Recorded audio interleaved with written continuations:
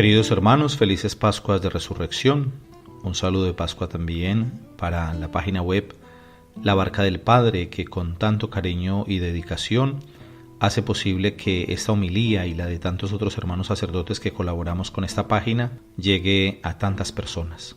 Una Semana Santa llena de muchas cosas, cada uno seguramente la vivió de manera particular en su encuentro personal con el Señor, en la forma como participaron en sus respectivas parroquias.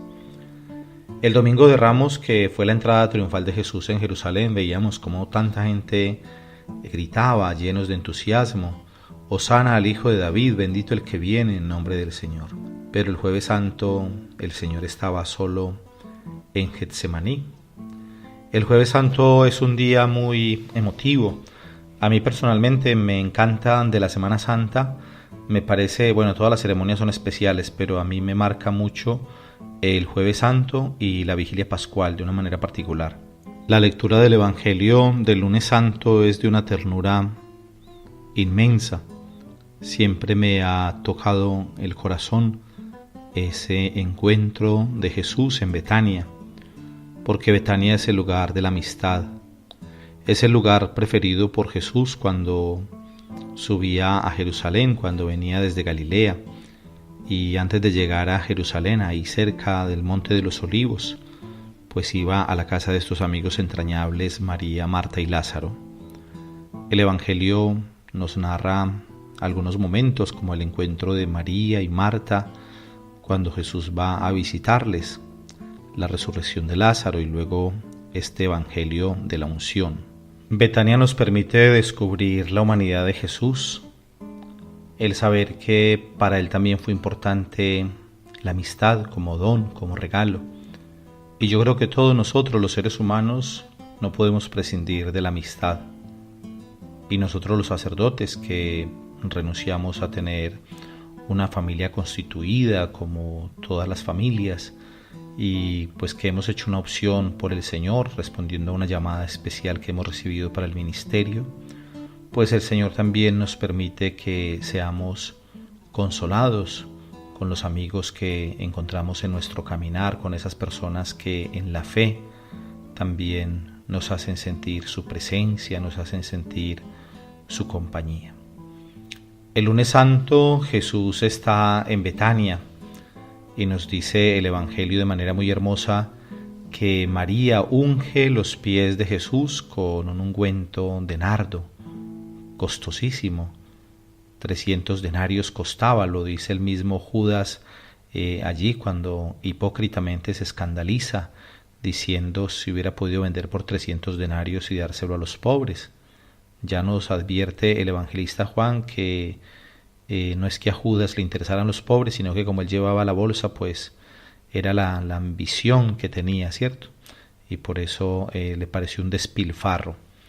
300 denarios, que era lo que una persona se ganaba en un año de trabajo. Podemos imaginar este gesto de María, la hermana de Lázaro y de Marta.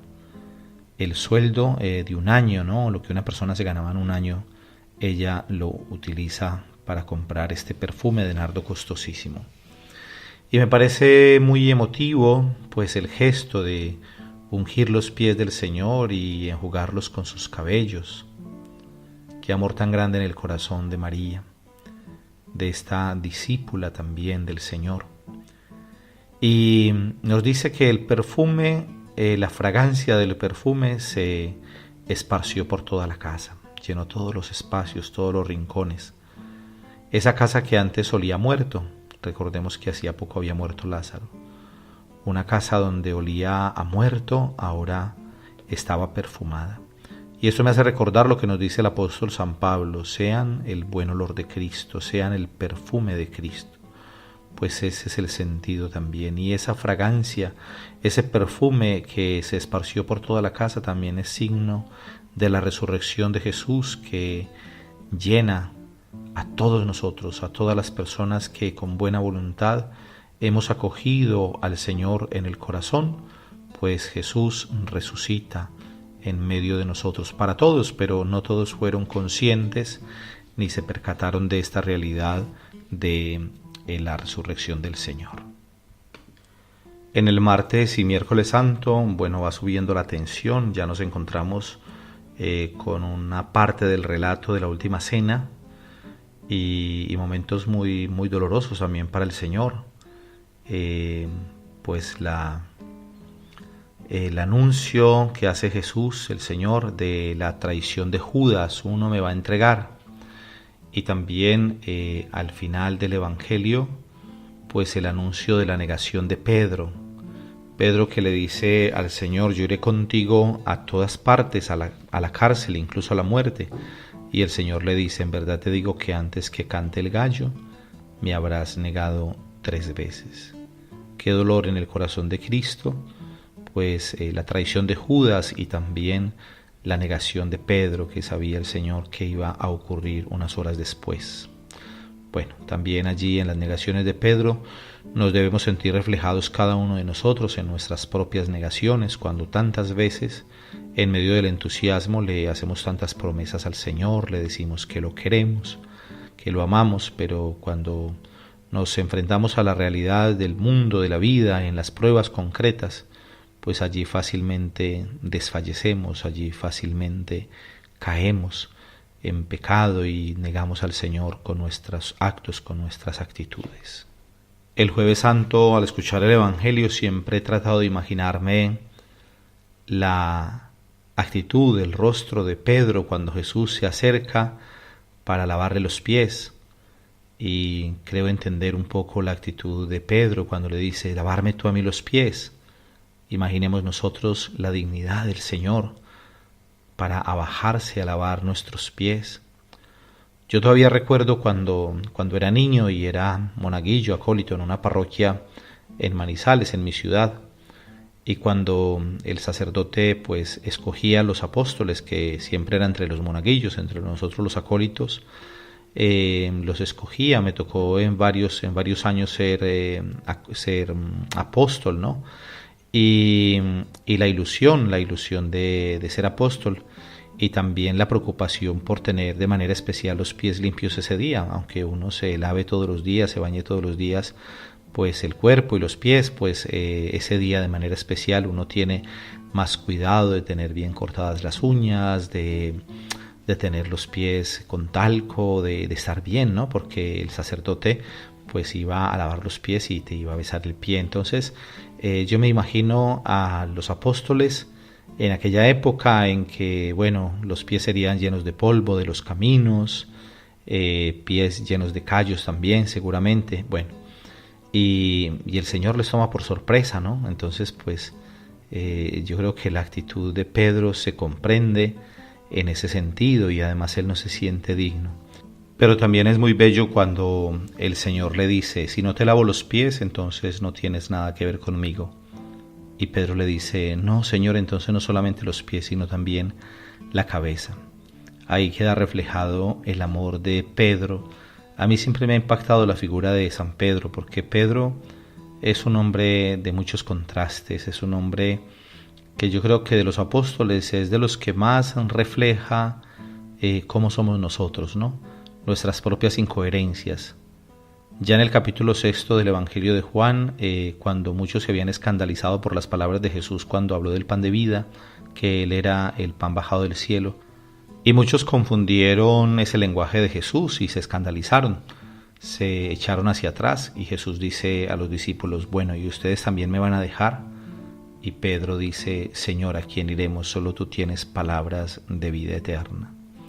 Y pues ahora en el cenáculo, Pedro le dice al Señor, Señor, entonces no solamente los pies, sino también la cabeza. En otras palabras, sí quiero tener que ver contigo. Y lleno de entusiasmo también le dirá, en otro momento iré contigo hasta la cárcel, incluso hasta la muerte. Claro que el Señor, conociendo a Pedro, conociendo la fragilidad que tenemos y que tenía Pedro, le dice, pues en verdad te digo que antes que cante el gallo me habrás negado 3 veces. Y así sucedió. Judas traicionó al Señor, Pedro también lo traicionó, pues en otra manera, pero lo traicionó. Pero con una gran diferencia, y es que Judas se desesperó, Judas se cerró al perdón del Señor, mientras que Pedro, cuando se cruzó con la mirada del Señor, después de haberlo negado 3 veces, se sintió seguramente no juzgado, sino que esa mirada de Jesús reflejaba amor y al mismo tiempo pues tristeza de saber que su amigo lo había negado. Y dice el Evangelio que Pedro salió y lloró amargamente. Y eso es lo que quiere el Señor de nosotros, que a pesar de nuestros pecados, a pesar de nuestras negaciones, pues seamos capaces de sentir dolor en el corazón por nuestros pecados y que seamos capaces de pedir perdón.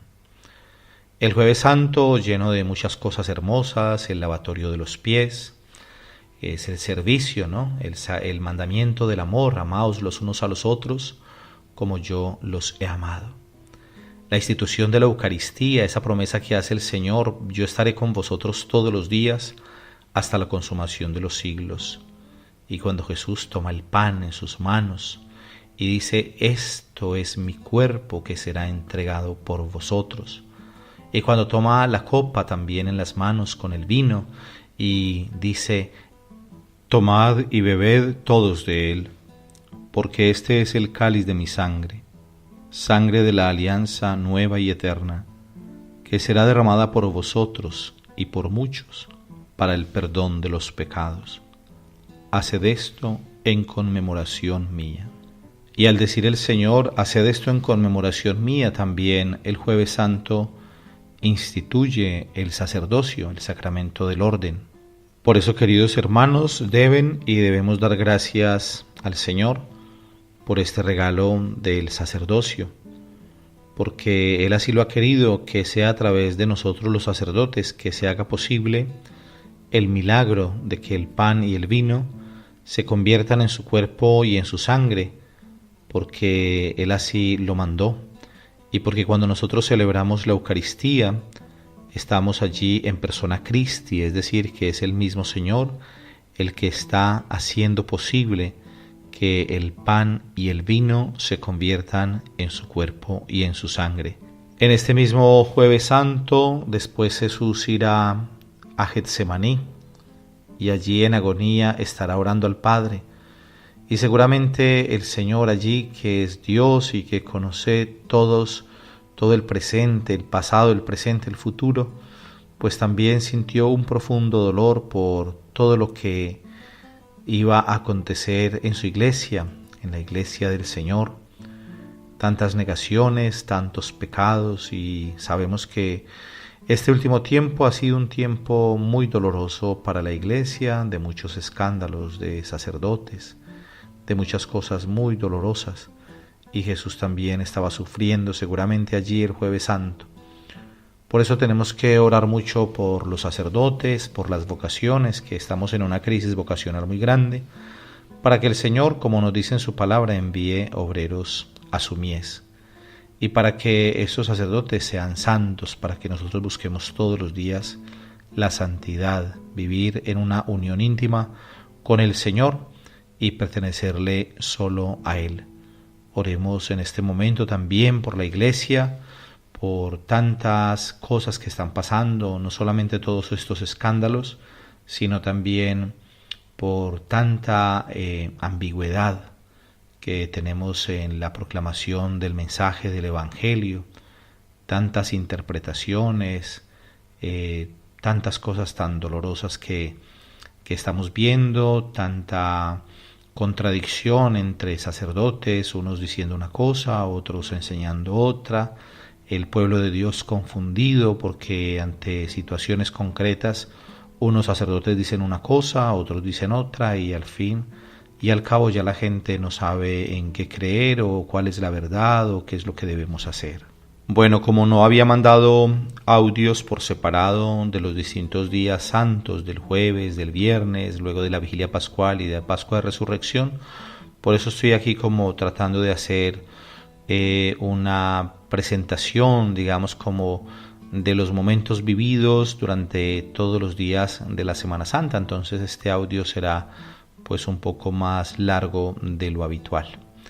Bueno, les decía que entonces el Jueves Santo Jesús está en Getsemaní orando y pues con una tristeza tan grande, porque también el Señor, aunque es Dios, Jesús, pues también es humano, también sabemos nosotros por lo que nos enseña la Iglesia, por el dogma, que es verdaderamente Dios y verdaderamente hombre.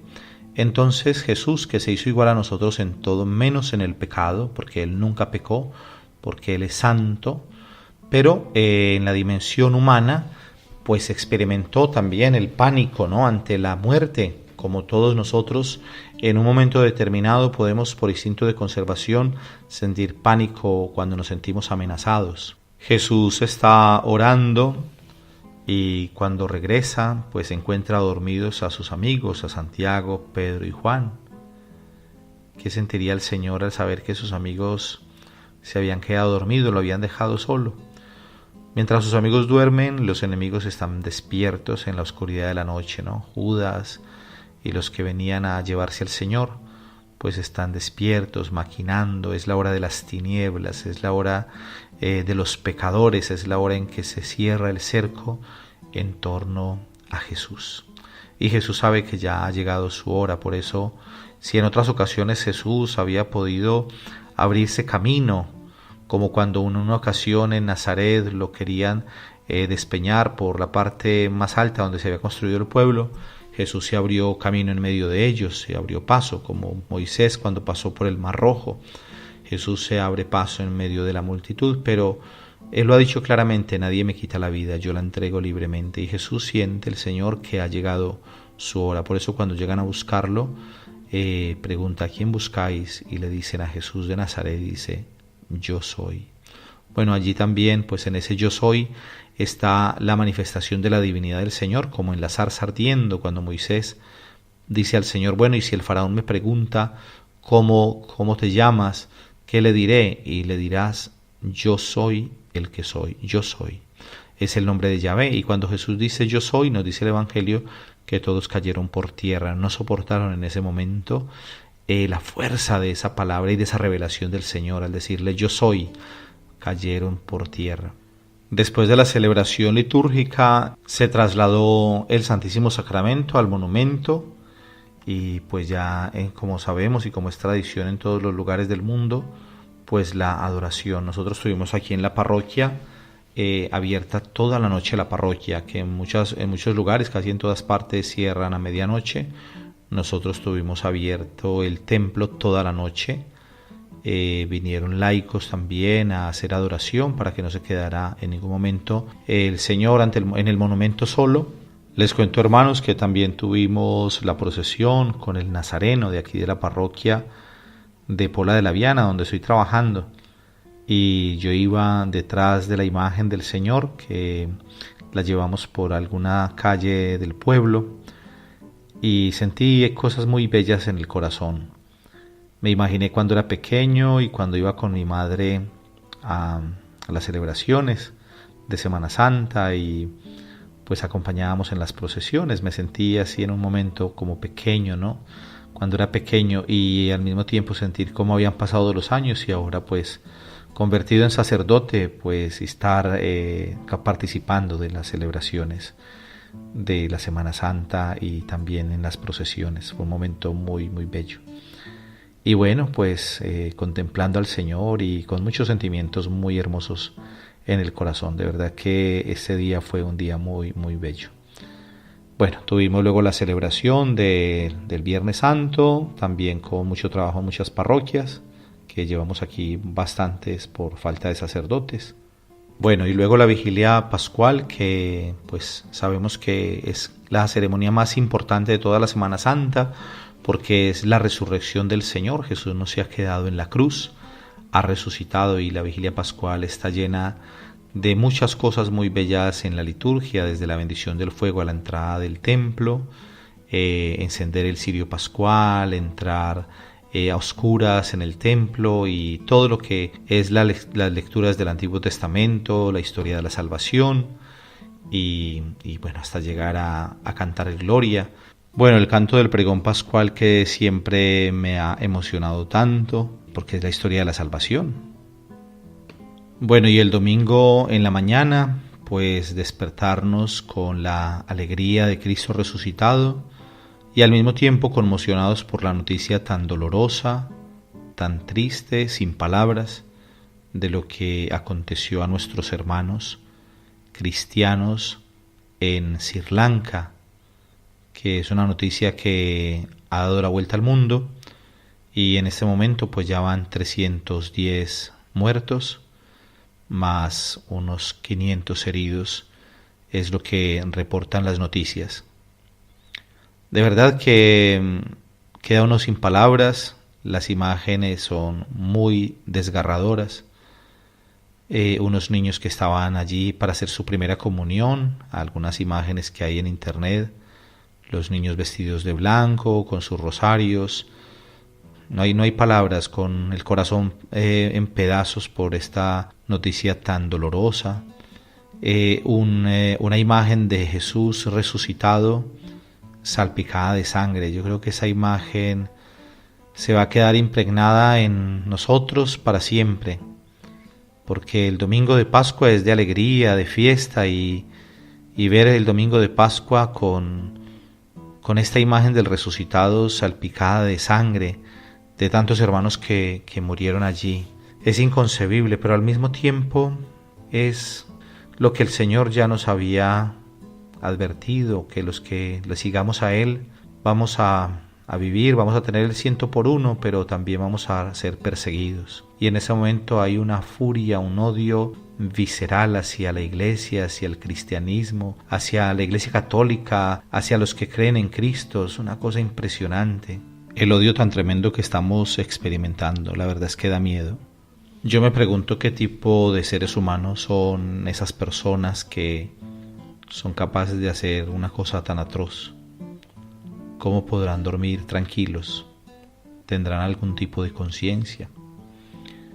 Y lo hacen en nombre de Dios. Ya oficialmente declararon que fueron los yihadistas, que fue el Estado Islámico. Y lo hacen en nombre de Dios. Pues yo quiero decirles, queridos hermanos, que en ese Dios yo no creo.